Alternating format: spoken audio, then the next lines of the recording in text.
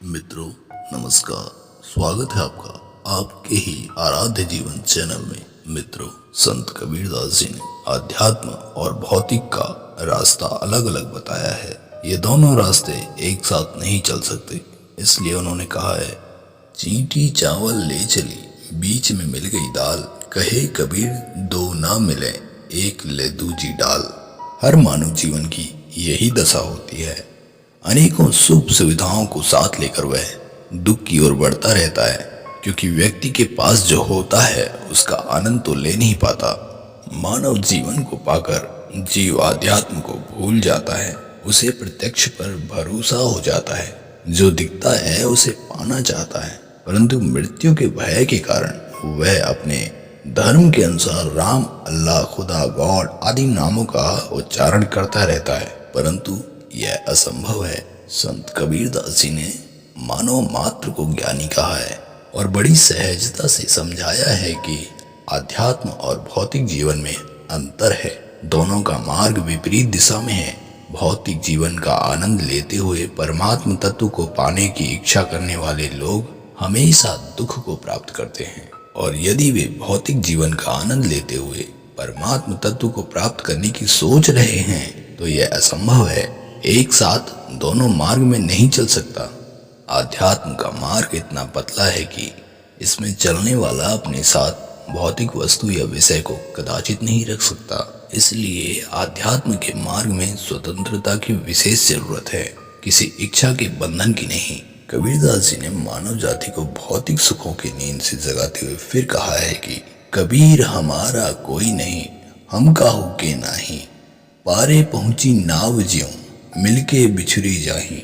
मित्रों, ये जानकर आपको काफी हैरानी होगी कि अपने जीवन में इंसान जिस धोखे में जीता है उसका एक बड़ा हिस्सा समाज में भी है। परिवार के साथ साथ हर व्यक्ति का मेल भेंट समाज में काफी व्यक्तियों से होता है। अपने परिवार के साथ साथ वह और अन्य व्यक्तियों में इतना घनिष्ठ हो जाता है कि उसे ऐसा लगता है कि बस जीवन में सबसे बड़ा सुख मिल गया। परंतु जब शरीर की अंतिम स्थिति आती है तब कोई साथ नहीं देता।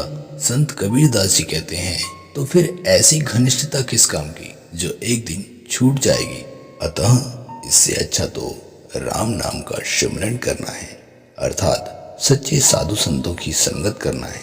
कम से कम जब तक वे साथ रहेंगे तब तक आपको सत्य का मार्ग बताएंगे और आत्मज्ञान की बातें करेंगे, ताकि जब आप संसार से जाएंगे तब आपको दुख की अनुभूति नहीं होगी, किसी के मिलने या बिछड़ने का भय नहीं होगा और आपकी गति उत्तम ही होगी। इस दुखालय संसार में संत ही एक ऐसी छत्र छाया है जिसके आश्रय में मानव सर्वदा सुखी रह सकता है। संतत्व की महिमा गाते हुए संत कबीरदास जी फिर कहते हैं कि कबीर शीतल जल नहीं, हिमना शीतल होए, कबीर शीतल संत जन, राम सने ही सोए।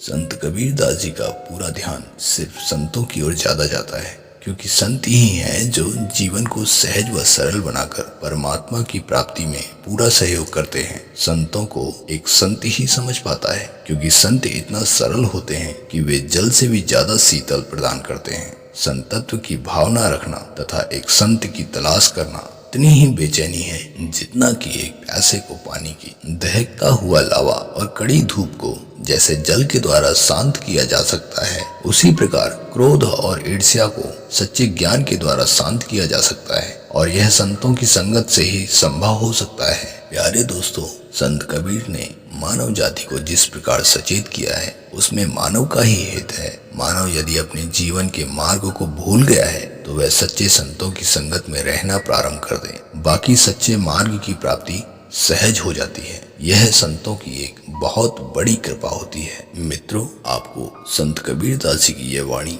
कैसी लगी हमें कमेंट करके जरूर बताएं। यह वीडियो अच्छी लगी हो तो लाइक करना ना भूलें। सब्सक्राइब का बटन दबाकर बेल आइकन को ऑन कर लें, ताकि आने वाली हर वीडियो आपको सबसे पहले मिले। वीडियो देखने के लिए धन्यवाद। मित्रों, मिलते हैं अगली और एक शानदार वीडियो के साथ। तब तक के लिए जय हिंद।